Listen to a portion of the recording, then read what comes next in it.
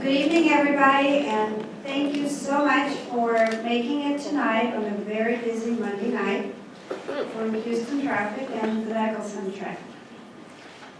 Today, we are here because as MasterWord and through our partnership with Friends of Integrative Medicine, we are launching the first event for our Wellness Connection, where we're organizing a series of events for interpreters who will experience vicarious trauma and stress throughout our work.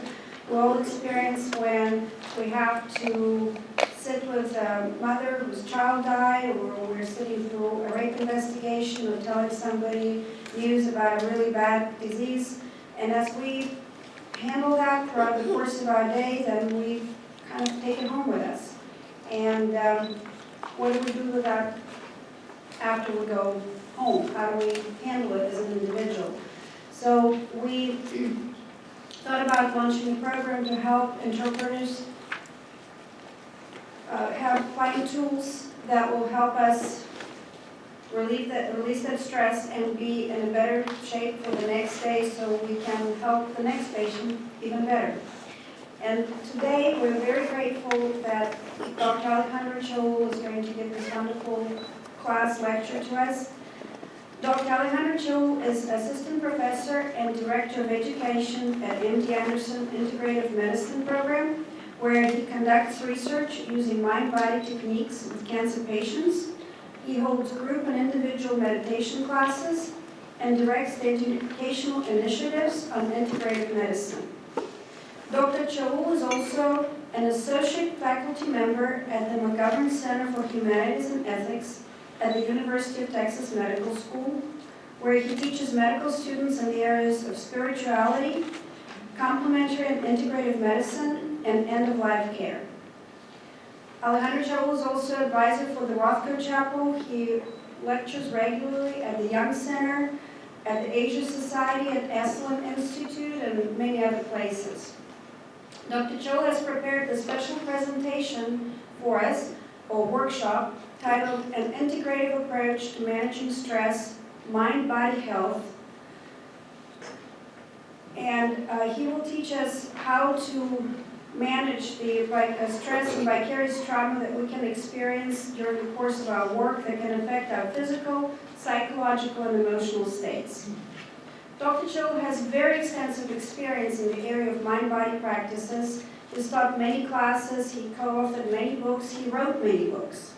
He's also one of the best experts on teaching meditation, also Tibetan meditation, Bon meditation. Additionally, his research and publications focus on mind-body practices in integrative care, examining how these practices can reduce chronic stress, anxiety, and sleep disorders, and improve quality of life and cognitive function. So thank you so much.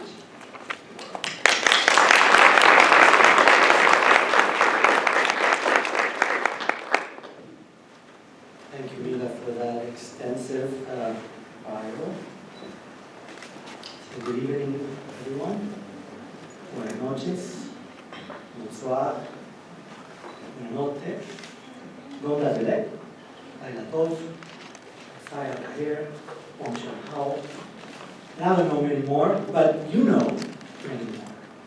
That's why we're here. We're here for you and for your work. And I want to thank Mila and Adrian and MasterWord for joining us. In a way, for me, this is like found in translation.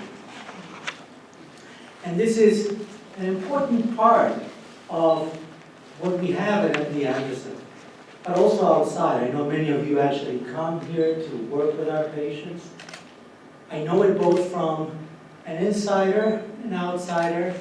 My father was a patient here, coming from Argentina, speaking Spanish, even though he also knew English. I know many patients who come from Latin America, from Europe, from Middle East, from Asia, and from so many places, and you are there to help them. As Mila said, there's a number of stresses that are going on. One of them is just the stress, I think, as will I translate correctly what the patient is feeling, what the doctor is telling the patient? And then, of course, the vicarious trauma. Like when I connect with the patient in a particular way, and many times maybe you come with the same patient a number of times, and maybe it is, like in my case with my father, someone that you are very attached, that you have a strong relationship, and when they're bad news, it hurts you too. And how can we do our job as translators? Probably Mila doesn't know this, but actually I was a translator as well. I was a translator from English to Spanish to my Tibetan teachers. Sometimes I had to translate here as well to patients. And so I know a little bit, I can be a little bit on your shoes, in your shoes. And I can understand how important it is, because many times with the many languages that I don't speak, when I have one of you there in my sessions, I can see the importance for the patients. So, thank you to you. So first of all, one of the things that can affect us in terms of stress is all the things that we feel that we have to do at the same time. And it's interesting how much with technology this has increased. So the first thing I would recommend is, if you have any of these devices, whatever brand it is, put them in meditation mode. If you don't find the translation for that, maybe it's airplane mode or another way. But as you put them down, that means that there's less disturbances as we're here and now. In the meditative tradition, actually, we have something for that. It's called securing a boundary, meaning that at that time, this is what we're doing. We're just focusing in being here and now. When we are, and when our patient comes to see the doctor, it's so important that both the patient and the doctor and you are there. What do you mean, what do I mean are there? Like here now. If I ask you, where are you?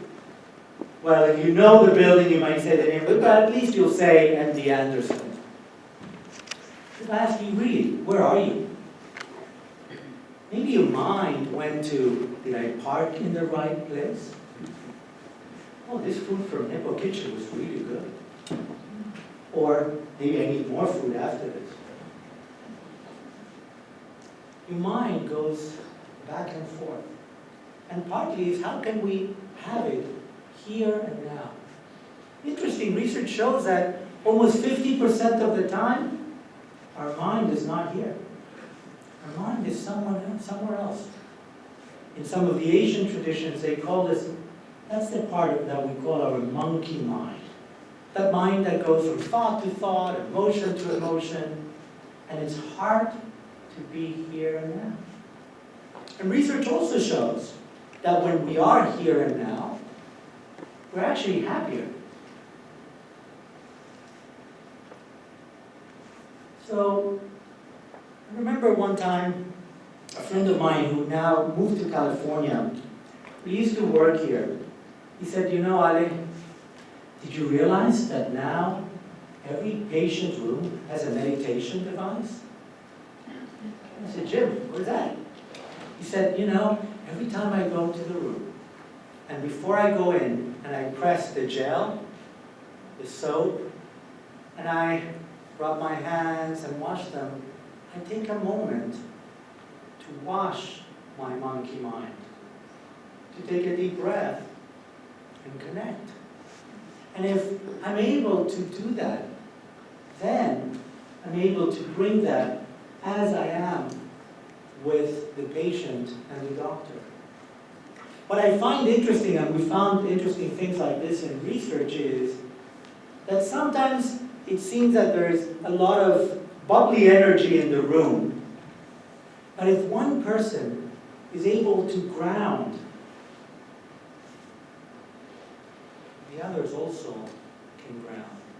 So you can be also a grounding force. You can be also a calming force in the room. So what I'm going to go over today is something that can help you as when you go home, when you practice, but also as you come back to work.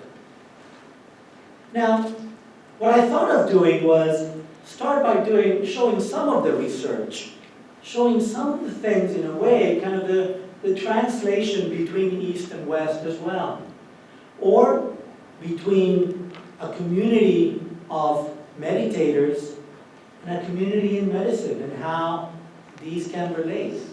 Kind of, are medication and meditation an odd couple, or are they a good couple? That's up to us. So, in our integrative medicine program, we think of the person, and first of all, it's very important, we think of the person, not just as a patient, but first and foremost as a person.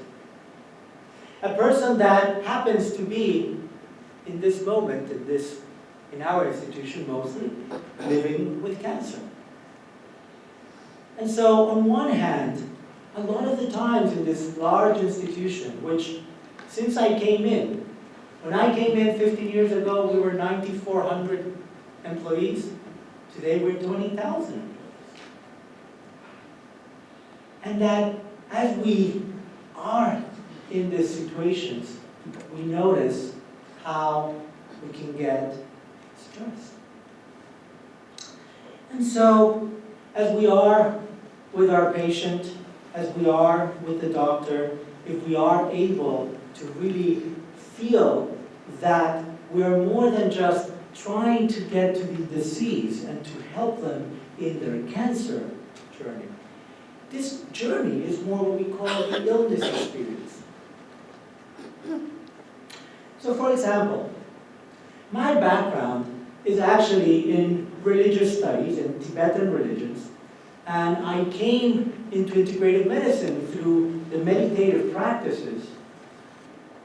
And part of my research actually was on how these practices are written and practiced in Tibet, in the monasteries, in the caves, and how can we translate that into not only into English, but into how to understand these practices in this modern context. And as I was studying in religious studies, a sister discipline, which is anthropology, helped me a lot to see this distinction or expansion between what's the disease and what's the illness experience. And there's a great scholar at Harvard called Arthur Kleinman, who actually did his research in Taipei.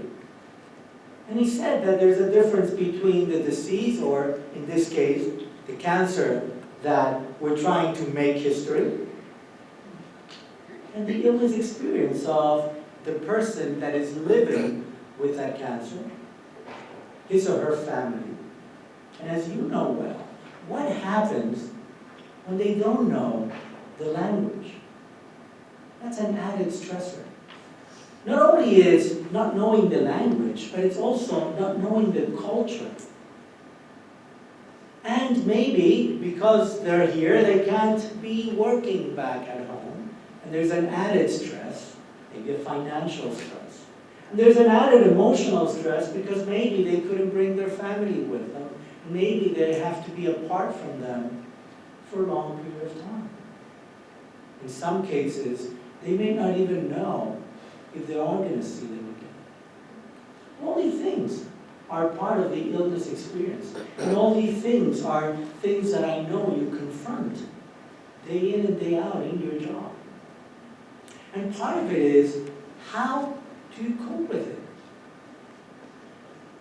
How are you able to maintain that and be of help both to the patient, but also for you. So one of the things that we know is that many times we forget our own health. Because we're always thinking of, how can I help, in this case, the patient? But it's very important, and I know you heard it, but from hearing it to doing it, sometimes there's a big leap. And so part of what I want to do is teach you some techniques that can help you to take care of yourself. You know, it's a little bit like when we are on the plane and the plane starts getting rowdy and the masks come down. Who are the first people that need to get that mask? You, right? And then you can help others. In this case, it's the same. Think of what happens many times in your job here. What happens when the doctor tells the patient, you have cancer? From there on, many times, the patient hasn't heard anything else that the doctor said. The doctor can say, yeah, I told him or her all these instructions. The patient doesn't remember a thing. But you're there. And it affects you too. But how can you be centered to be in that space and really absorb that information so you can also convey it to the patient in a way that the patient can actually hear it? And then what do you do with that information? What do you do with not the information, but the emotion that that brings to you? And that's why it's important to have some ways of coping, of healthy coping. Because I know, and we all know, many ways of unhealthy coping. So, I'm not saying meditation is the only way, but it's one of the ways. And one of the ideas is that it works not just on the physical level, but also on the mind and body level. And that's why we call them mind-body practices. So this is a model, and I'll show in a moment, where this comes from. But basically it's a model that George Engel created in 1977. And it's a model that was moving from the biomedicine to the biopsychosocial. Meaning that it's not just the physical component that is important for health, but really the social, as well as the psychospiritual. Now, when I look at the Tibetan text, which is what I was looking in grad school, where I was looking into these meditative practices, the word that kept on coming over and over again and in different renderings is sky. When I went to Tibet, I noticed why. This is a picture of Tibet, and many times I wish this was the view from my office. It's quite different than one from my. Luckily, I have a window.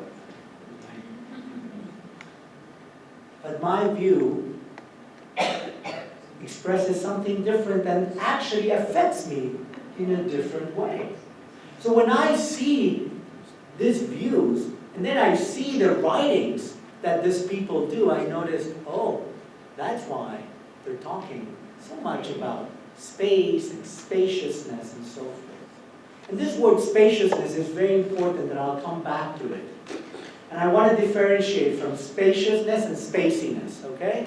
So spaciness is when the mind is somewhere else. Spaciousness is space and grounded. And in a way, this is something that actually I found in a store, in a kind of a, not necessarily Hallmark, but in one of those card stores. And it says, believe nothing no matter where you read it or who has said it, not even if I, the Buddha, has said it, unless it agrees with your own reason and your own common sense. In a way, as one of my teachers, Tenzin Wangyal Rinpoche, would say, it's like, be open-minded, be open-hearted, listen, see if it makes sense. If it does make sense, use it, and if it not, press the delete button and don't worry about it. And the tradition, interesting, the tradition where I learned this meditation, they also have what they call a medicine Buddha. So their spiritual and their medical components are very much intertwined, as in many of the traditions that maybe the patients that you're seeing come from. And this is the article that I was telling you about, George Engel, about the need for a new model, medical model, and the challenge for modern medicine, and now making it more a biopsychosocial. But also, there's these dialogues between these traditions, and this is known as the Dalai Lama talking to Francisco Varela, who was a bio-neurologist from Chile, and they constantly had these dialogues. And one of the things that they said was, I believe that spirituality and science are complementary but different investigative approaches with the same goal of seeking the truth. In this, there is much each may learn from each other, and together they may contribute to the expanding horizon of human knowledge and wisdom. So this is really part of the basis of what we're doing here. And what we see is that, yes, there is a stress response. And that actually, yes, even though it starts in the brain, it actually cascades into the body. And sometimes we call this the fight or flight response. And so sometimes you are in that situation where you forget the word, where you're like so affected by what the person said that you don't know where you are. And you're in a very difficult situation. And so, what do? Stress starts kind of piling up, and you start feeling like, almost like I want to either run from the room, or I'm going to fight this, right? And partly, what we want to do is something a little different, which is what Herbert Benson called the relaxation response that I'll get in a moment. But let me tell you something about being in control. So this was an investigation, a trial done with mice. This is not my kind of trial. I don't necessarily like this shocking these poor little beings. But it did tell us something about stress. And so basically, if you start seeing the first two columns, the no shock versus shock no control. So basically what they've done is, as they do many times, now I can actually turn this on if I move. What they do many times with mice is that they inject them, in this case, a tumor, and then they stress them, in this case, with electric shock. So for those who had the electric shock, they only could reject the tumor 23%. For those who were no shock, they were rejecting the tumor 54%. And that's kind of what you usually would expect. What's interesting is the third column. The third column says, yes, they were shocked, but also they were given a little device. They could be in control. They could be in control of how much they get shocked. And when they were in control, not only they were better than the shock and no control, which was expected, but look at that. They were better than even the no shock. So in a way, a little of that stress is useful if you can control it. Now, we saw, there's research, for example, from the lab of Anil Sood here in MD Anderson that showed that actually when these mice are stressed, and in this case he didn't stress them with shock, but actually by reducing their space. And when they were in stress, the cancer metastasized more. And as you know, most fatalities due to cancer are not because of the primary tumor, but are due to metastasis. So we don't know if stress causes cancer, but we do know that stress promotes metastasis. And also we know that stress management can actually help during cancer interventions, during different, in this case it was during a prostate cancer prostatectomy, but we've done research, for example, in looking during stereotactic breast biopsy, and we're able also to reduce the stress. And many other researchers they've seen, for example, a practice such as hypnosis being able to also reduce the stress. And when they reduced the stress, they were able to show that actually the outcome of the patient was better. Now, I mentioned Benson. Herbert Benson is an MD at Harvard, and he was the founder of the Mind-Body Institute, and he was the creator of, or the kind of, who coined the word relaxation response. He coined this word after doing some research with medical students. And what was interesting was, and I heard him say this at a conference, that it wasn't his idea to do this meditation. In fact, he was a little scared as an MD to start doing these weird things in the medical center. And he did it because one of his fellows was doing meditation, and he actually did the experiments at night and through the back door. But he found that through this particular meditation, in that case was transcendental meditation, he was able to show that they could really get more into the relaxation response, meaning that they didn't engage in that fight or flight response. Then he got engaged with these other practices of the Tibetan tradition, one called Tumo, which means inner heat. And he showed that practitioners, in this case kind of in the caves, doing practices naked in the outside, really cold, were able to increase their heat. And actually he published that in Nature, which is a very reputable journal, in 1982. And he showed that through the mind, he could actually increase the body heat. And in a way, that makes sense when we look at the definition of what mind-body practices are. The National Center for Complementary Alternative Medicine says that there are a variety of techniques designed to enhance the mind's capacity to affect bodily function and symptoms.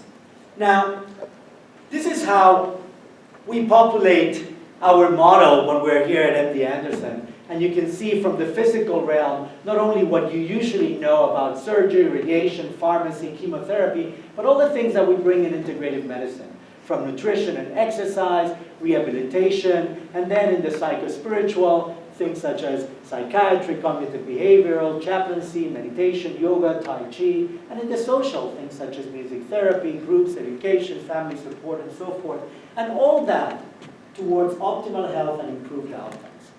Now, this is important for you to know for a number of reasons. For one, I think it's important that you know that there is an integrative medicine program for your patients. Two, is that there are things for you to do also to be, it's not just for patients, it's for us in all these situations that it's useful for our own health. And there's many dialogues on this. There's been research in actually seeing what's going on in the brain. And actually, this is someone that it's a very interesting, this on your left, Richie Davidson from the University of Wisconsin has been doing research with many practitioners. And on your right, you have Mathieu Ricard, who's a French monk, a French person who became a Tibetan Buddhist monk around 20 years ago. Actually, we had the opportunity of having him here a number of times. Twice, actually. And what's interesting about him is that not only his brain, Rich Davidson was amazed about his meditation capacity, and the Time magazine called him the happiest man on earth. But actually, what was interesting from my perspective was that being a biologist by training, he was able really to impact the research done by Richie Davidson and his colleagues by really bringing kind of what we call the first-person perspective. As a meditator, what can I tell you that will be useful for you?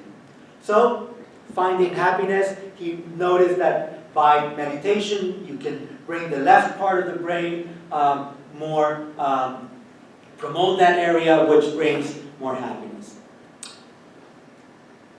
As I was saying, my background is not in medicine.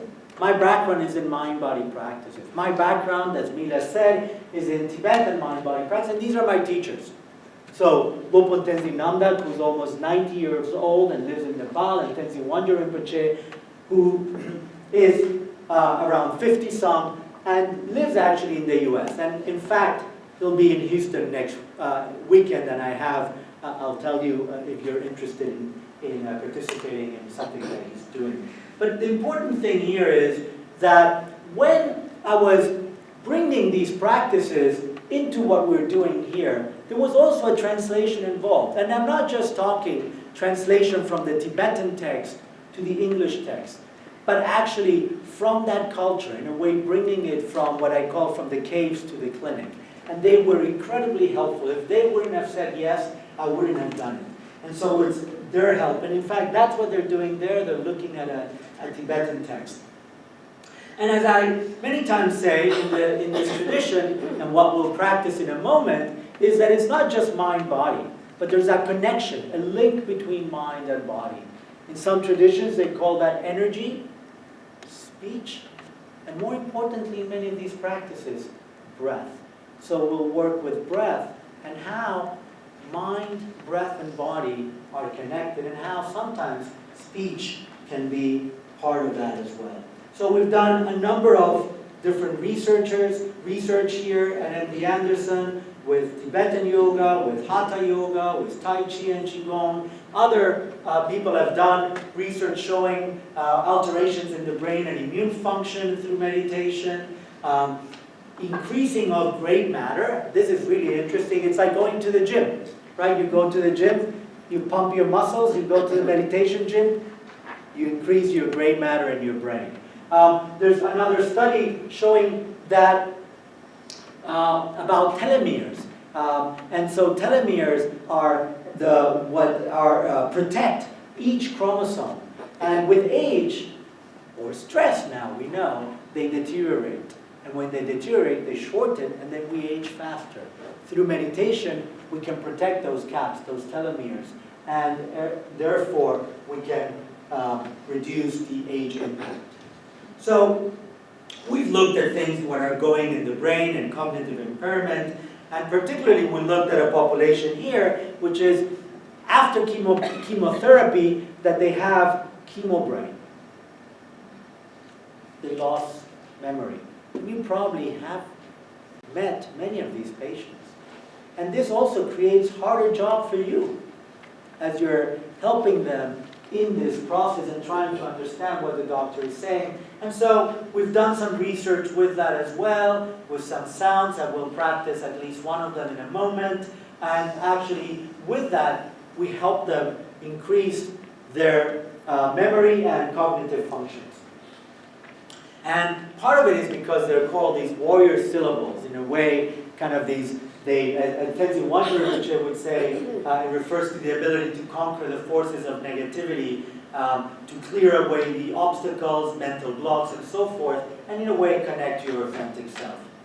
And partly, as they would talk in this tradition, they would kind of release or change the 5 poisons into the 5 wisdoms. And a lot of times, these are things that what they would say is they disconnect you from being connected to your authentic self.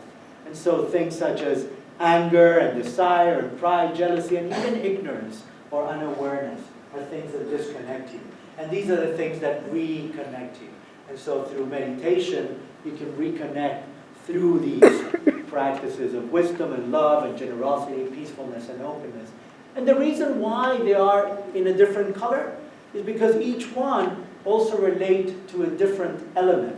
So usually yellow relates to earth, that black means white actually, and relates to space, and generosity in red represents fire, peacefulness, green represents air, and openness, blue represents water.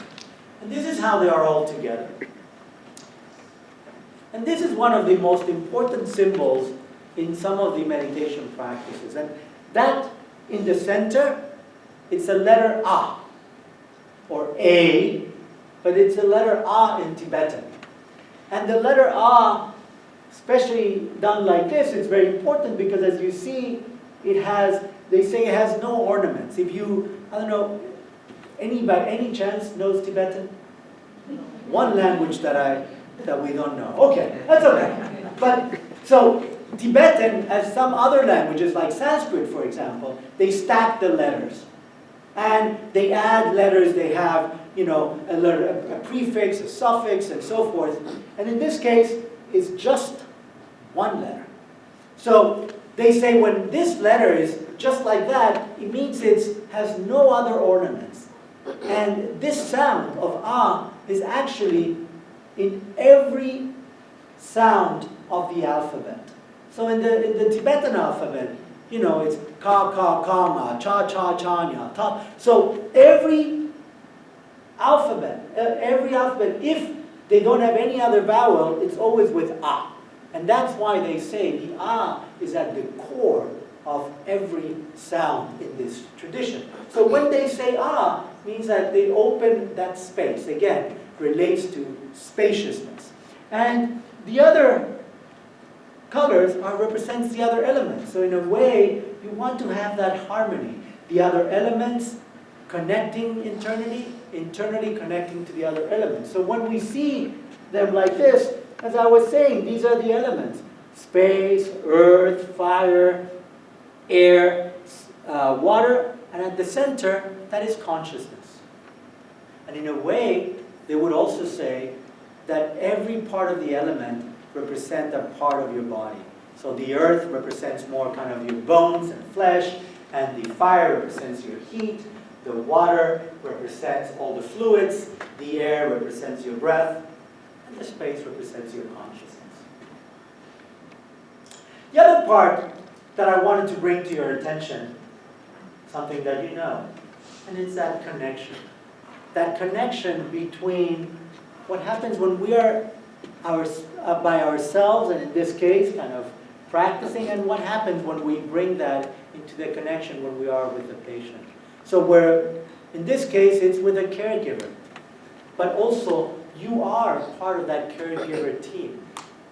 And so, what you practice at home, how you take care of yourself, you can enhance that relationship with that patient that you're servicing. And actually, I have to say, it's not just for your job, okay? And it's not just with the patients. Even if we still stay in the job part, with all your colleagues, you know, many times we seem to be very graceful, very centered with our patients. And for some reason, we cannot translate those same feelings with our colleagues. So what happens there? How can we do that? How can we cultivate that sense of inner well-being, of calmness, but also alertness? And that's what's important. Because thinking of meditation, let me tell you two things about meditation. These are just more research. And this is actually what I want to say sometimes, that you don't have to go to the monasteries to do these practices. You can do them here in the Integrative Medicine Center. But let me go for a moment, before I go to that, to practice. I was talking about relaxation. And many times people think of meditation as being just relaxation. Even Herbert Benson thought that. To a certain extent, I think then he changed his mind. So what happens in relaxation? What happens when we think that it's so much relaxation, and especially when we are already too stressed? We're so stressed, and we finally say, I just need to relax, and I sit.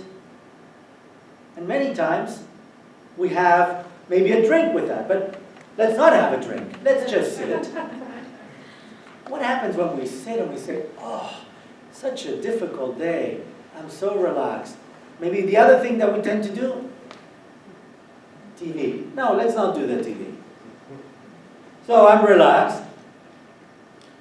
And then what do? That's relaxed, but it's not meditation, okay?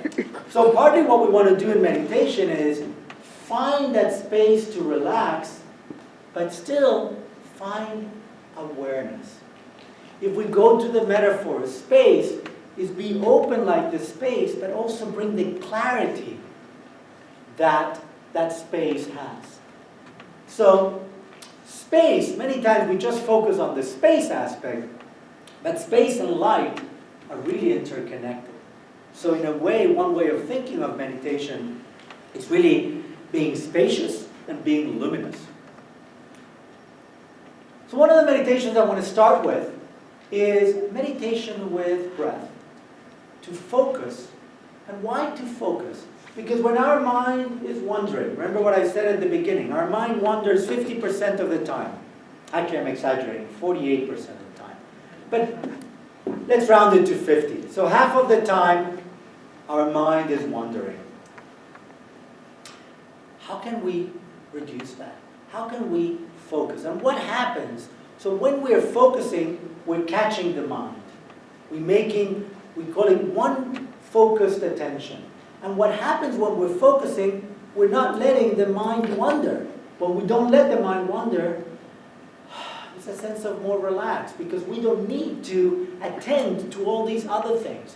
I'm just going to focus, in this case on the breath. Sometimes actually we use this as an external symbol of focus. We put an ah and we just focus on that. Sometimes we sound the ah. We will in a moment. But we'll start with breath. And so when we focus on breath, what we do is we bring all our mind's attention to our breath. And as we bring it to the breath, we bring it into our body. Because meditation is not being out there, it's being totally present. But present in a different way. Present that it's not just putting our body there, but present that it's our body with full attention. And so, in terms of breathing, something that is very important is to breathe lower, to breathe deeper, to feel grounded. So much of our breath we do very shallow. And actually we do it fast. And many times you may notice even your patients breathing really shallow and fast. And when they start hearing bad news, it's even worse. And what happens to you? Maybe you start breathing fast and shallow too. So what happens if you translate in breath instead of in words, right? And so you notice that the patient is getting nervous, you're getting nervous, then you start lowering your breath, breathing lower, calmer, and then maybe you're helping your patient too. But certainly you're going to be helping yourself, and by helping yourself, even if the patient doesn't breathe in that way, at least you will be able to translate better for the patient. So I'd like to start with a little meditation like that. And what I'm going to do is I'm going to ask you to breathe lower when we do that. And then I may actually suggest some visualization as well. So how many of you have meditated before? Oh, good. And how many of you have meditated with breath? The majority. So breath is a great tool to meditate. It's a great tool because you take it everywhere, right? And so that means you have no excuse not to meditate. So if you come to the hospital and you're going to translate for a patient, you can't say, oh, I left my breath at home, I can't meditate before I do my translation, right? So you can always also do a 1-minute meditation, right? Remember what my friend Jim Duffy says, you know, before you meet the patient, breathe in and out, you ground. And the more you practice by yourself, the more you are more familiar with these practices, not just with the technique, but with the inner experience, the better you can bring them in the times where you need them the most. If you're going to wait until that stressful moment to practice, it's going to be more difficult. But if you're able to train yourself to practice more often, the moment when you need it, it's easier for that tool to be on the tips of your fingers. In the same way as when you practice your new languages that you're learning. The more you practice them, the easier it'll be that in that moment the right word will come. And not that it's at the tip of your tongue, but it can't come out. Sometimes with meditation it's the same. If I don't practice enough, that technique is right there, but I'm not sure how to do it, right? So same. So there's one word, actually, I'm maybe I'm going to bring a little bit of Tibetan here since we are in different languages. So the word for meditation in Tibetan is Kom, actually is Gom, which relates to the word Kom, which means familiarity. And this familiarity is familiarizing ourselves with our technique, but also with that inner state of mind. So that as we familiarize ourselves with that inner state of mind that is relaxed, but also aware, that then we are able to use it in the rest of the day. So partly is, even if we practice a 10-minute practice every day, what happens in the other 23 hours and 50 minutes? How can we bring that we are familiar with into the rest of the day? So let's start with a short meditation. And feel free to sit as comfortable as you want with shoes, no shoes, whatever is comfortable. Maybe I will take my shoes off. It's okay here, I guess. Since we are in a meditation class. And so what we'll do is we'll have either our feet on the ground or cross-legged, whatever is comfortable.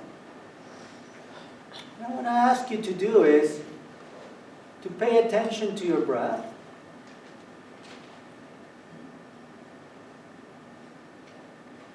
And to let every breath be an invitation to be in the present moment.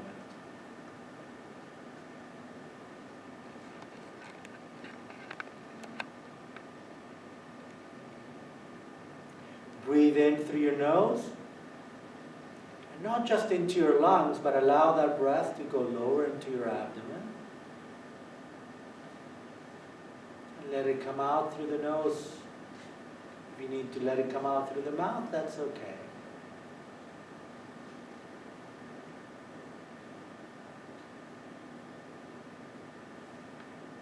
As you breathe in, feel your breath coming into your body. And maybe you want to place your hand in the lower abdomen. Notice that as you breathe in, the abdomen expands. As you breathe out, it contracts. Breathe in, expands. Breathe out, contracts.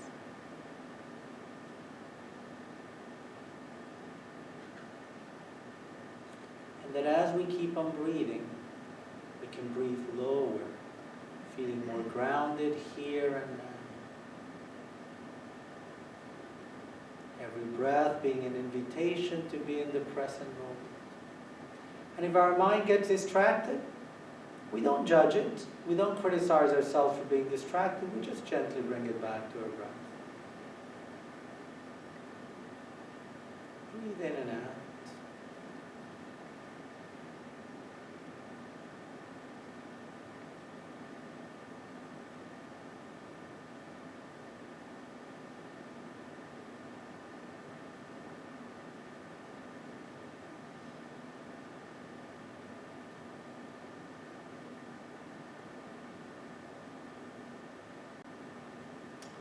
As we keep on breathing, every breath an invitation to be here, every breath lower into your abdomen and back through your nose.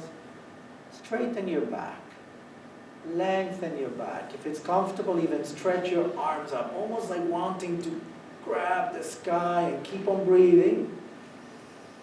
Lower into your abdomen, back through your nose.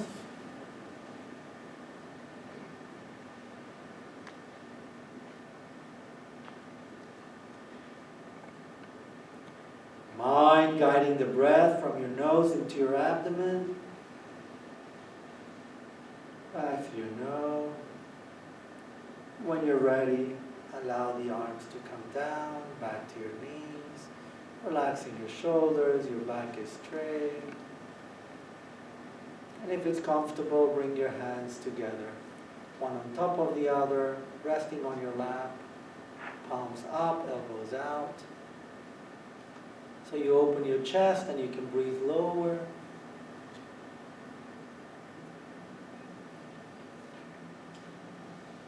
You open your heart, you can connect deeper.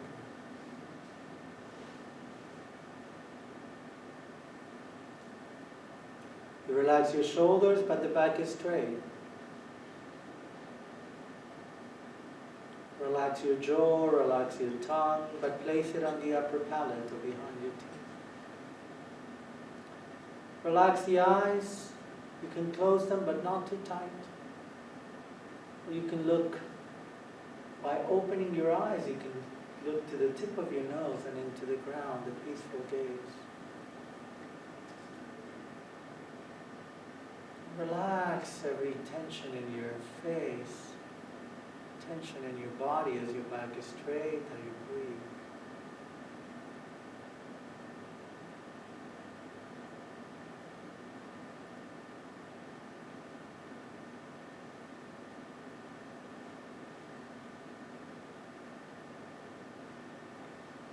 You notice any tension in your body, let it go. Back to your breath.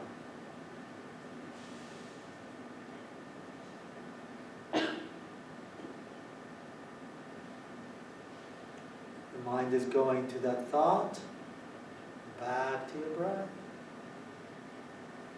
Don't follow thoughts, emotions, just come back. Simple instruction, come back to your breath.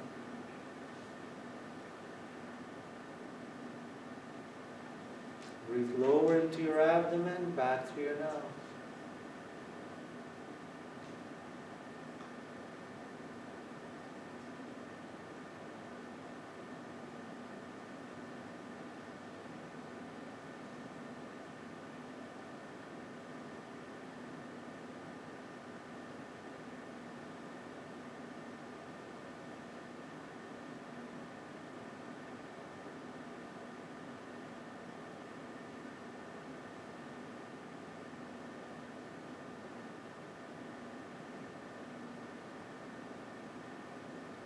Feel the support of your body to be here and now. Feel the support of your breath to be grounded, focused. The mind guiding your breath into your body.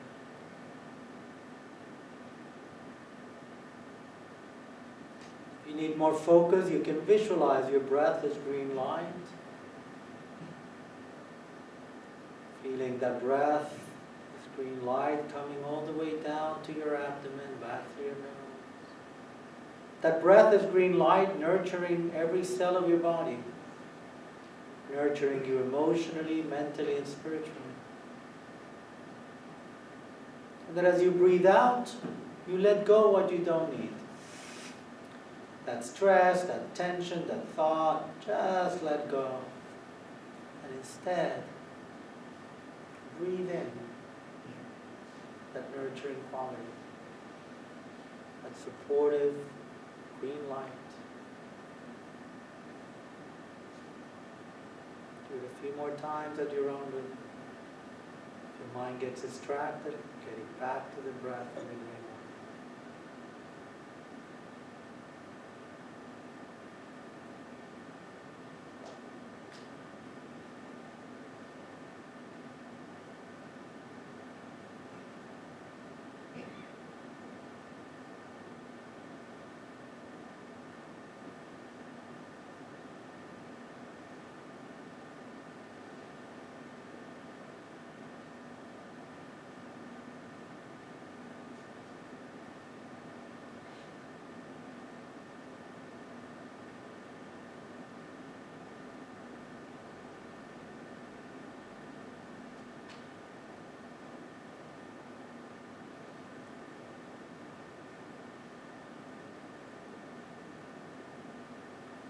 Allow the silence around you to be a great doorway to your inner peace. Even if there's sounds, there's much more silence. Instead of allowing your mind to follow sounds, allow your mind to enjoy silence. Let the silence be the doorway to your inner peace, connecting to your inner awareness. Awareness of that light, your breath, can be like the sun being fully present in that sky without trying to illuminate, just illuminating by being present.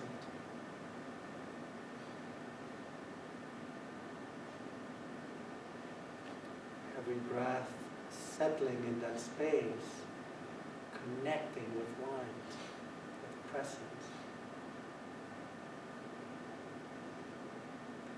Disengaging from past and from future, letting go tensions and being here present.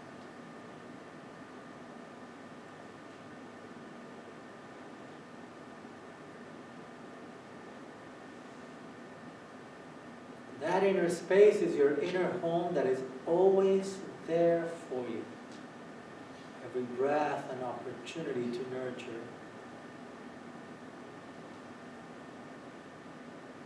That warmth, it's those qualities that are there for you.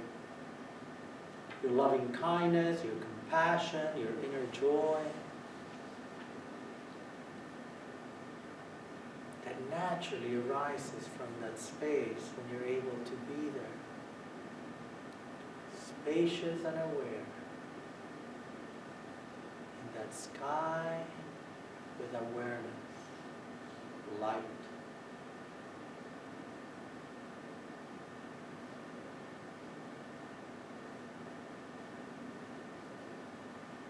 Feel that warmth for yourself. Connect to it. Let it nurture.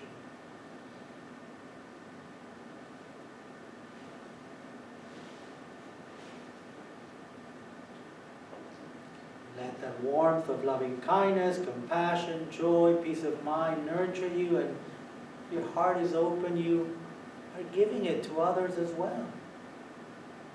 You're sharing that loving kindness and compassion and joy and peace of mind with your colleagues, with your clients, with your patients, with the doctors, with your family and friends as you come back home.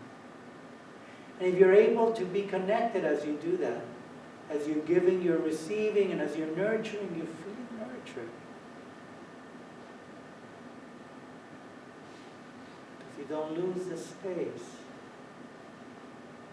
because you don't lose the awareness, because you don't lose the warmth.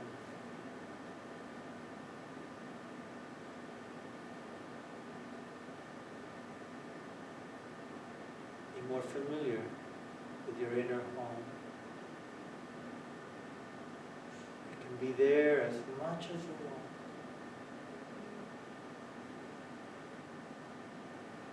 Maintaining that sense of connectedness, of openness, of awareness and warmth, of giving and receiving. You're giving in a way that you don't deplete yourself. As you give, you're receiving with every breath.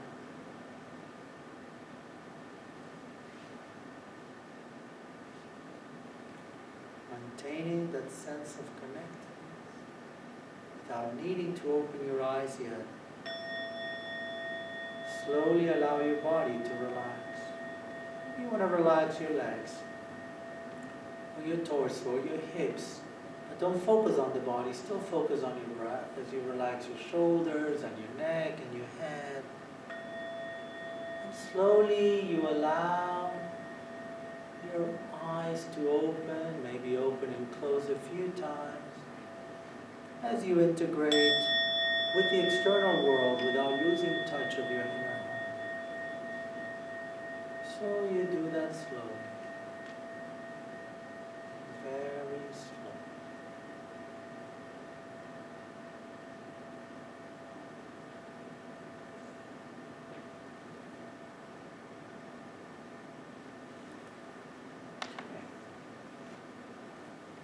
Was that? Was it easy, difficult, relaxing, agitating? At least I didn't hear any snoring, which is good. So any questions, both from the kind of more theoretical, but I'm more interested in the experiential part. Any questions? But either way. Yes. I don't know what is the best technique to do with sudden successful moments, like out of sudden. Sorry, could you speak a little higher? Yeah, sure. I'm asking about, as you mentioned about, we don't need to wait until the stressful moment comes to use the technique. Right. But sometimes it happens that a stressful moment like this one Right. coming right away, and what is the best technique to deal with the physiological changes that happen in the body? Sure. So Thanks. what I meant to say by that is that if you prepare yourself, you'll be more ready, right? So if you're able to practice even 5 minutes a day, 10 minutes a day, I give the patients an 11-minute CD to practice.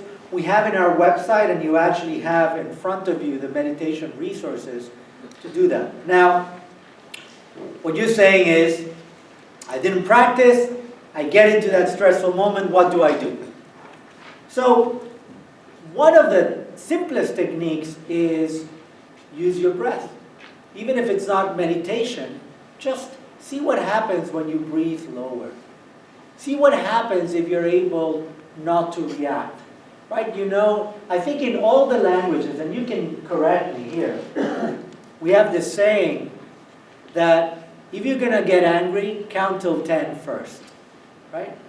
I usually say, count till 1,000. Then we even forget why we were angry. But partly is, in a way, stop for a moment. If you're feeling that stress, you're going to react in one of two ways. You're going to either fight or flight. What we're saying is, hold it, try to get more to the relaxation. So you stop, and then you just observe how you're feeling. And you breathe. And then you decide what to do. Right? So in a way, and maybe what you're doing could be one of two things. Either proceed with what you were planning to do, but now in a more relaxed way, or maybe you decide, maybe I'm not going to go there. I thought I was going to do that, but I'm not going to do it. So breath it's a great way to notice, and also in a way it's a good diagnosis. So when you notice that stress, you may notice, oh, how am I breathing? And you may notice that usually when we're stressed, it's either faster, shallow, and fast. Also, it could be stopped. For a moment, we realize, oh, I'm not breathing. Right? So, breathe, let it go down into your abdomen, back through your nose. So that would be when you get into that acute moment without practicing. So that worked until today. Now you have no excuse, because now you have to practice, right? Now we're saying, what about? Or try it out. See, as I was saying in that slide, try it and see if it works. If it doesn't work, then find another technique. You know, one of the things interesting in meditation, in the Tibetan tradition we say there's 84,000 kinds of meditation. So if for some reason this one didn't work, there's 83,999 out there. So there'll be one there that you like. So partly is, as we get familiar with that technique, when that situation comes, then it's easier to address it. So sometimes my teacher Tenzin Wangyal Rinpoche would call that sometimes in those situations what we need is a meditation pill, a meditation precious pill, because in the Tibetan medicine we talk about precious pills, this really combination of medicines that are put together for a specific diagnosis. And so he would talk about specifically 3 precious pills, which are the precious pill of space, the precious pill of light, and the precious pill of warmth or caring. So, but precious pill could be done at any moment, and it could be the precious pill of breath. So if you can take it in two ways. Think of medicine too. So how do we take an aspirin? We usually take an aspirin when in the situation that you just described. I'm now hurting or stressed. I notice I'm going to be in a situation that I feel uncomfortable. What do? I take the precious pill. I take the breathing, or I do the soap. That's a precious pill, and we take it all like an aspirin. So what's the other way? We take it as an antibiotic. We take it 4 times a day, no matter what. Right? We can put it in our beeper. If we're Muslim, we have 5 times a day. So you have it there. And the other way is if you don't have a beeper, you're not Muslim, you can do it with meals. Every meal, like an antibiotic, take a precious pill. Now, there's different ways of precious pill, as I was saying. One is the breath. One is the space, and I want to do that of the sound of ah, because that's a very good pill. Why? Because so many times the reason why we get stressed is our mind is cluttered. And we feel we have so many things to do. So cluttering our mind is very useful. What usually clutters our mind? How much work Mila gives us? How much thoughts we have? The emotions we feel and we are overwhelmed by as we get in these situations. The things that, besides all the work we have, we get back home and have so many things to do at home and so many things, whether it's the kids, the spouse, or friends, or there's so many demands. So how can we work with that? And what happens when we finally want to be calm, and then we have all these almost like pop-up, right? All these things that are disturbing our moments. And many times they relate to a particular person. You know, we have, Tenzin Rinpoche says that many times we need to work with these famous person. So famous person is an interesting concept here. So famous person here does not mean someone kind of a politician, a movie star, a sport person. Famous person is a particular definition. For that moment, you feel that that person was just born to bother you.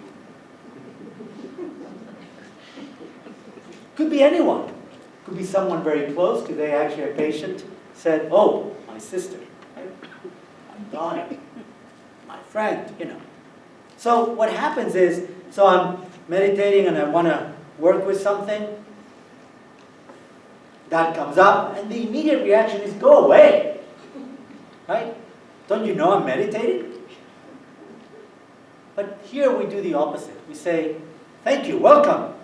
Thanks for coming. We're going to work together." You know why we say thanks for coming? It's like, do you ever do a party and there's uninvited guests? Right? So famous people are exactly uninvited guests. So even if you don't invite them, they will come. So why not invite them? You change the relationship when you actually invite them. So what you do is, when they pop up, we say, "Oh, how big space is. There's space for all of us. Great, welcome." So they come. So instead of engaging and having that reaction with that person, you come back, you breathe, you connect, feel openness, and then we'll do the sound of ah.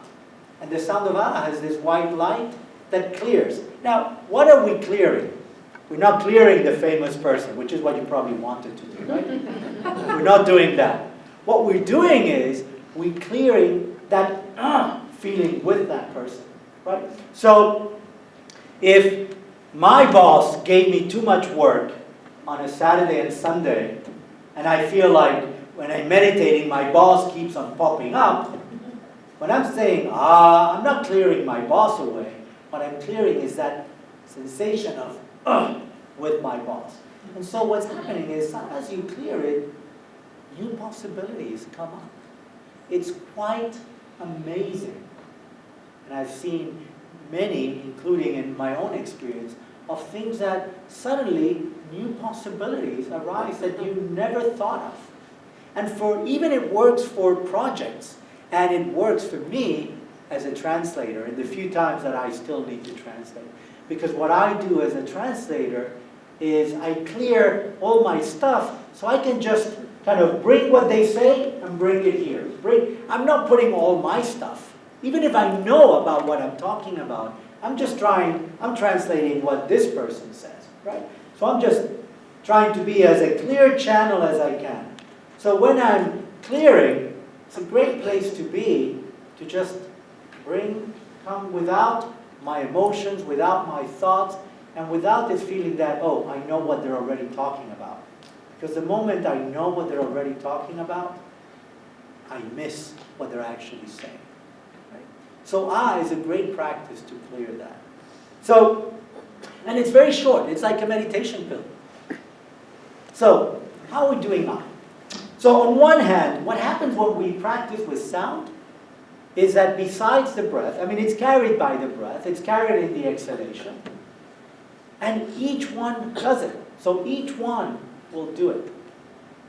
And you can follow my rhythm, but you can do your own rhythm. You don't have to follow mine. Because you're not focusing on my you're focusing on your And what you're doing is that by saying if I say, I can't hear anything else, which is great, because that's what I'm trying to do. I'm trying to focus on the sound of I can't even hear my thoughts. And I'm not really paying attention if Adrian does the sound much nicer than me, or Mila's not saying it. I'm just doing my And when I'm focusing on the I really have a focus on the sound, on the light, of that white light. And then what happens is I run out of breath. I have to inhale again, and there's silence. And I still need to focus on that silence. So partly is, as we focus on the sound, we're clearing and also coming back. Because it's not about leaving, it's about being grounded. And from here, clearing, so we're feeling open in the groundness. Okay? So we'll do it just a few times to see how it feels, and then we'll still have a few more minutes for questions. Okay? So, we can do same posture.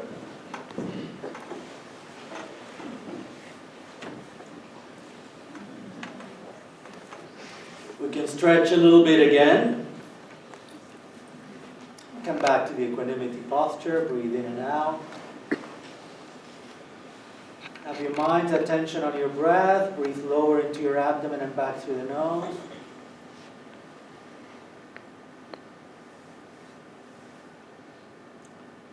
See now, with a little more practice, we're able to get to the same place with less time.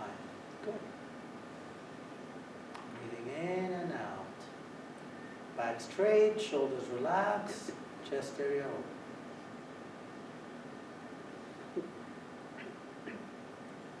Feel that you're in that wonderful open sky in Tibet or anywhere you like.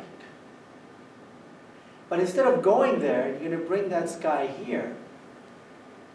So what it does, it inspires your inner sky.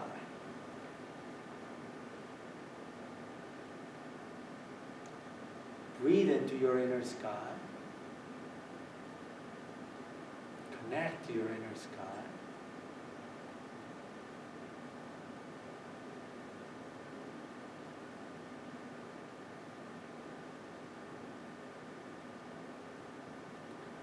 That inner sky allows whatever you need to come up, whatever needs to come up, thoughts, emotion, famous people, you let them come up. You let them come up, but you don't engage with it. You don't judge them, you don't criticize yourself for letting them come, you just allow them to come. And as that is there, it's like a cloud in your sky. Focus on your forehead with that white light. And we're going to sound And as I said, you could do it at my rhythm or you could follow your own rhythm, as we'll do it a few times until I ring the bell. Focusing on the sound, the white light, and even the silence.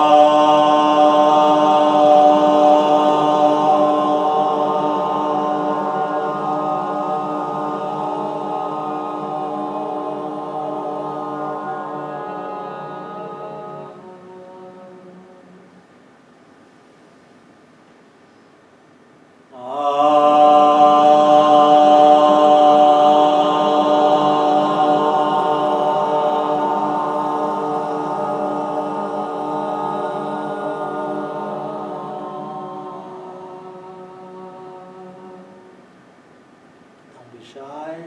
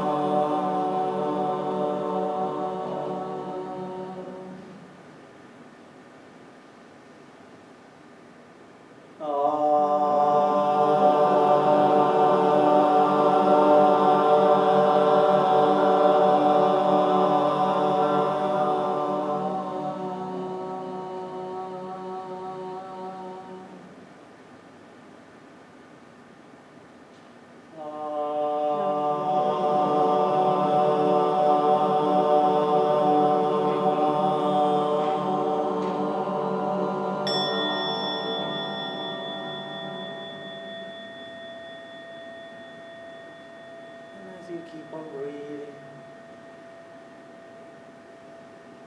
Enjoy that clearing. And instead of following what you clear, just enjoy the open sky that is left. Even if it's a little bit of open sky, the quality of that sky is still the beauty, open sensation. And you can breathe into and feel that open.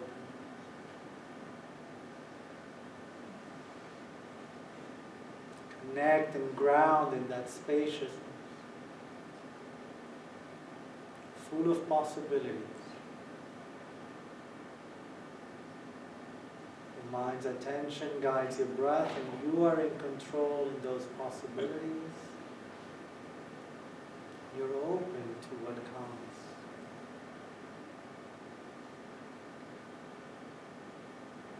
Grounding. Allowing that sense of warmth, of loving kindness, of compassion, of inner joy, of peace of mind, to nurture you.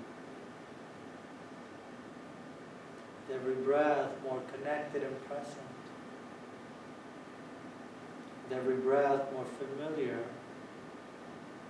being in this state of mind. Opening your heart to others. Not forgetting that it's open to yourself. So giving and receiving.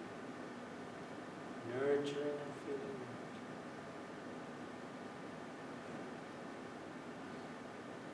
So maintaining that sense of connecting without needing to open your eyes.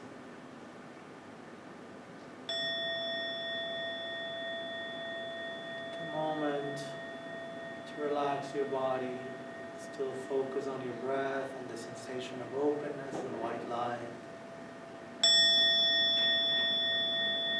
Maybe open and close your eyes a few times as you integrate with the external world without losing touch of your inner home. So we do that slowly. Very slow.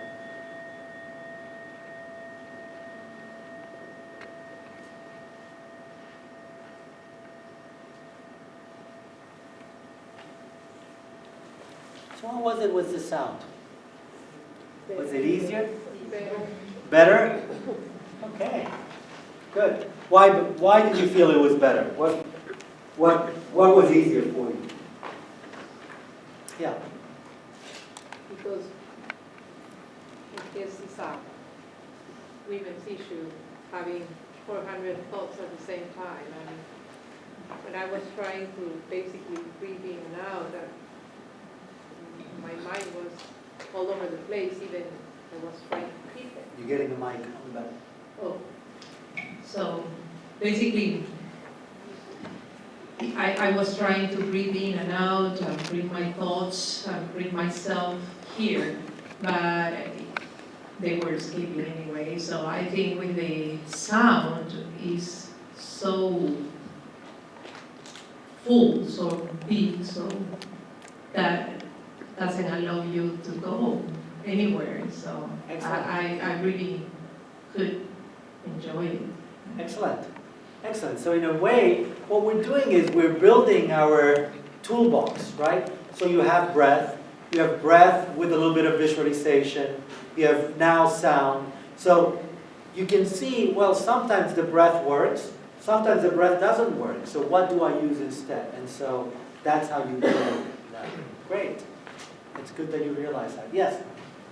I can't help but see the parallels with Kundalini Yoga. That's the one I learned with the Sanskrit, Om Namo Namo. When you call to a higher power using the Sanskrit words, but at the same time, when you pray the rosary, you're repeating and repeating and repeating, and you're not allowing your mind to go elsewhere, but to repeat that mantra, that prayer that just locks you into that space that you mentioned. Yeah, of course. These are all mind-body techniques. Of course, so from all different traditions. And in fact, Mila mentioned the Rothko Chapel. At the Rothko Chapel, I have put together a program that every month we have a meditation from a different tradition, including Kundalini Yoga. So, first Wednesday of the month at noon, we have a different tradition. And so the idea is that, yes, these practices are in all the traditions. And in general, many times in our religious traditions, we don't know that they're there. Sometimes, they're not explained as a spiritual practice. Sometimes we don't have a particular religion or spiritual practice. We can use them as a lay practice. And that's the beauty of them, that they can be techniques that they can be used within a religious context. Is that what you want? Or they can be used in a total lay context. So yes, all these traditions that you mentioned, yes.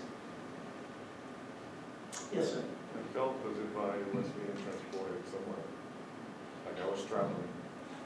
Uh-huh. I just felt like I was traveling somewhere, like I was being transported. So, did you notice, was it the same in breath and the same in sound, or was it a little different? With the sound, it was more like a bell, that I was being transported somewhere. Okay. And was it that you felt that you were out, or you felt kind of in a different state of mind, but... No, it was like a blank space. Okay. So sometimes so if you feel that blank space, what you want to do, that's a good aspect, and then you want to breathe and bring it here. Because it's not about going there, we want to have that clear mind, but we want to be here and now with it. So part of it is, how can we use that, for example, when you're back in that room with the patient and the doctor, right? Or when you are in a situation of translating in many different situations. So you want to be able to do these practices and help you be here, open, but still here. Because if you're somewhere else, you're not going to be able to translate. So that's what we want. We want that clearing that you experienced, and now it's grounding in here. To me, it was a little difficult at Uh-huh. first, and I'm the one that started laughing, I guess. I could imagine myself, and I think it's very helpful for me, at least. I practice the breathing exercises when I go into an interpretation. But I start thinking about doing the same with the sound, and I can't. And Yeah. so it didn't work for me. Exactly. So that's good to know. I mean, for some people, for her, the sound worked better. For you, the breath works better. So it's not that, sometimes some people say, so what's the best meditation? The best meditation is the one that fits you, right? So that's exactly what it is. So it's not that there's a better language than another. They're all good languages, right? It's just that what suits you. But I was thinking in the terms of carrying with me to the room with the patient. Right. So so what you do is, in your case, instead of doing that, you do the breathing. And that's what you do in that space, and you can still be in that same open space with the breathing. Yes? And bringing that famous person, as far as me, it was two people that I brought, came right to my mind, and very famous people. So very two famous individuals in my life. And I was able to just have them there while I was breathing, and it didn't bother me whatsoever. It was just, I did put it there. As the bell went off, as the little sound went off, it brought a sense of reiterating the tranquility, the ease of having whoever is it, that those two very famous individuals in my life, to just know that they were there, but they were just there. It wasn't bothering me. So when I heard it, it was just harping on it. It's okay. It's all fine. Just keep on breathing. So it was pretty effective to me. Wonderful. Wonderful. Great. Yes? I have a question. Sure. You were mentioning the white color, the white space. To try to imagine white and try to imagine the breathing like a green breath or light. How you manage that? I mean, is there any way to try to do it? My mind goes between purple, blue, and brown, black. So how you get to the clear colors of the light? Sure. The colors of light. So, on one hand, it doesn't really matter the color. So, if you go textual, they say green light because that relates to the air element. So it's a way of focusing in that. In terms of focusing, it doesn't really matter what color light, because what happens when you have a color is you have something that it helps you focus. Now, furthermore, some people, colors is not something that they see. They're not visual. And that is fine. There's nothing wrong with them. Most of the people that are not visual are more kinesthetic. They feel it. So they almost feel that light, as opposed to when you exhale, that stuff, that almost like smoke. So you focus on that feeling. So it means, there's the word focus means that it's not just, many times even visualization.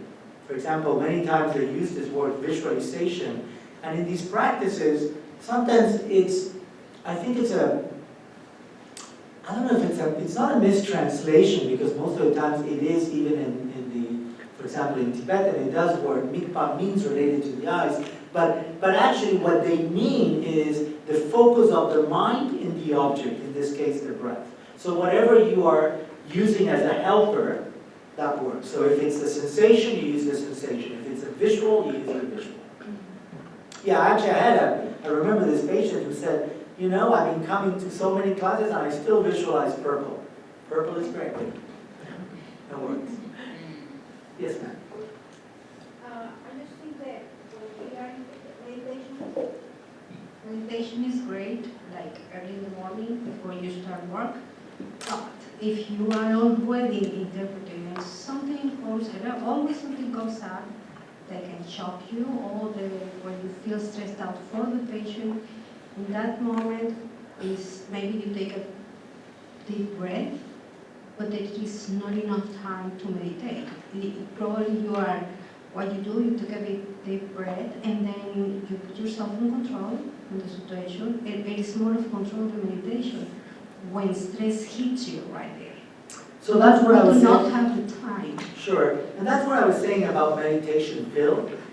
My experience is that at the beginning, it feels that you kind of need more time to get there. But it gets to a point that if you're familiar enough, actually you don't need that much time to get into that. Now, of course, the more time, the easier it is, but you can find that time. And actually, I think that even as we do this, it's gaining time, right?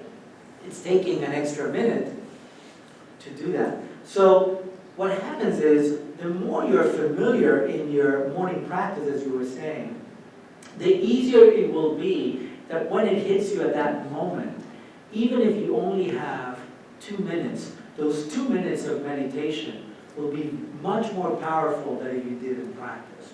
So, we don't have minutes, we work in seconds. well, enjoy the seconds. You know, so partly, you know, I think many times our mind looks to boycott ourselves. Many times we look at what is not working instead of enjoying the part that is working. I'll give you an example. In Tibetan, many times there's 3 things, 5 things. So my teacher, Tenzin Wangyal Rinpoche, was talking about these 5 important points. He mentioned 4.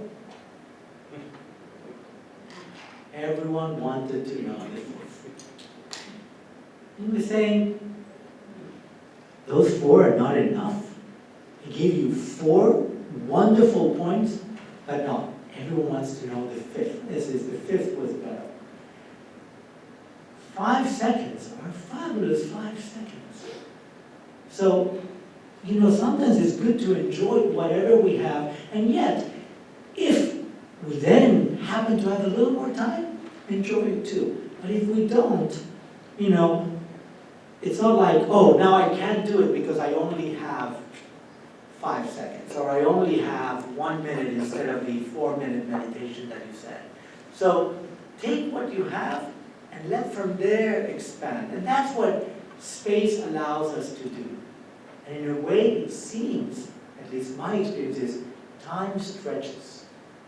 And suddenly, those seconds feel the beautiful seconds that they felt like, oh, it only was a minute? This was great. This was a great meditation. And there's actually a book called The 1 Minute Meditation, quite interesting. And he came to speak to MD Anderson. I think his name is Martin Bornson. And he was saying how, you know, he's saying, don't meditate more than 1 minute. Just do 1 minute. My teachers would not say that. But what I want to say with that is that even in 1 minute, even in a few seconds, if your practice, that time could be plenty. You know, even that time of pushing the soap, that moment could be quite plenty to at least get you, maybe not to the same meditative state as if you would do a 10-minute meditation, but at least to a place that you can handle the situation in a much better place and touch that inner state of mind. Yes? Knowing the capacity of the neuroplasticity of the brain, can you give us some examples of people that do long-term meditation can expect? Yeah, so there are actually, there have been quite many studies. For example, what I was showing Richie Davidson in Wisconsin, he has done studies with long-term meditators. And it seems that it does actually help with neuroplasticity. Now, many of the studies he has done with long-time meditators, we don't know what their brain was at the very beginning. But still, there are some studies being done with long-term meditation and showing how there are changes in the brain. What I showed, the studies that I mentioned in terms of gray matter, telomeres, and so forth, are practices that are done maybe 7 weeks, once a week. You know, I mean, sometimes with short practices, you still can expand. So imagine how much more we can expand with more practice. And this is an area that we want to do more research, which is the doses.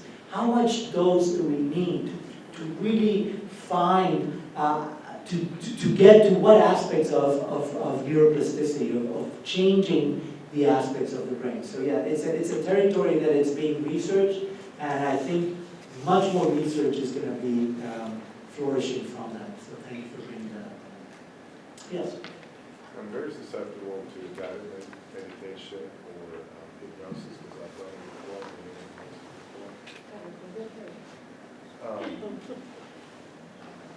And the microphone.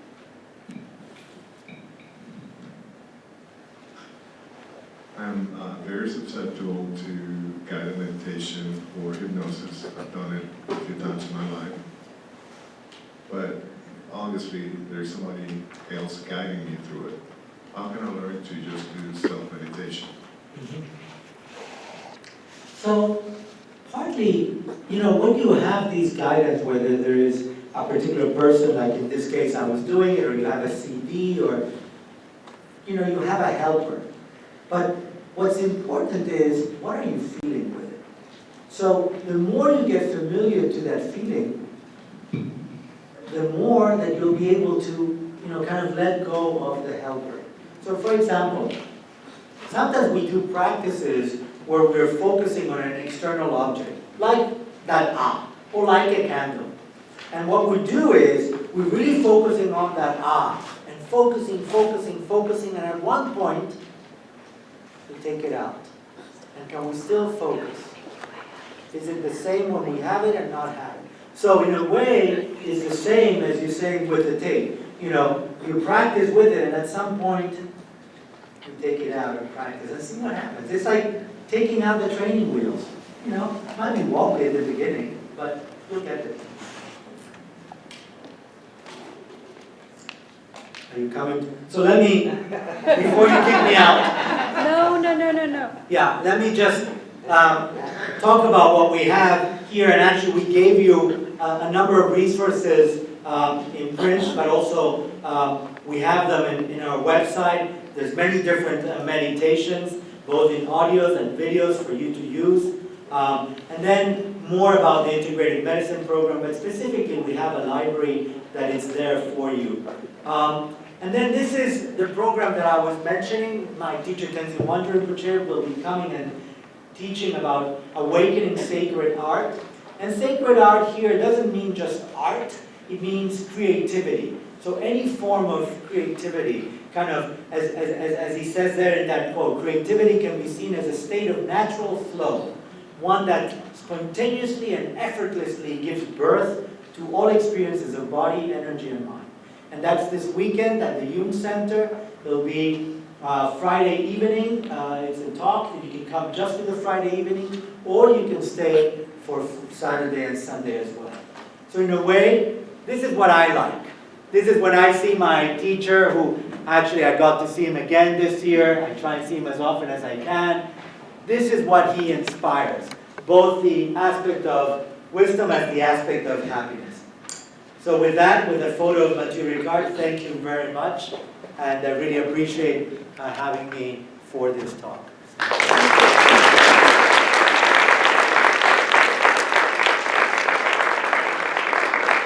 Thank you, Dr. Chaoul, for a wonderful evening and wonderful lessons.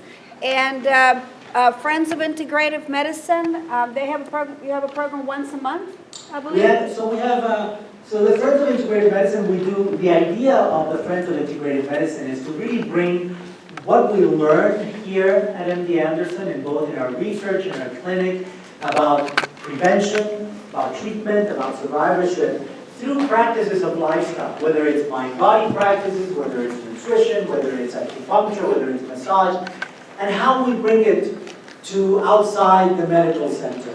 And so we have different programs, usually once a month. The next one actually happens to be me again. It's at the Asia Society, and it's next Wednesday, February 4th. It's called Meditation is the Medicine of the Mind. And basically, because it's also World Cancer Day. But then we have other events, like we had this last weekend.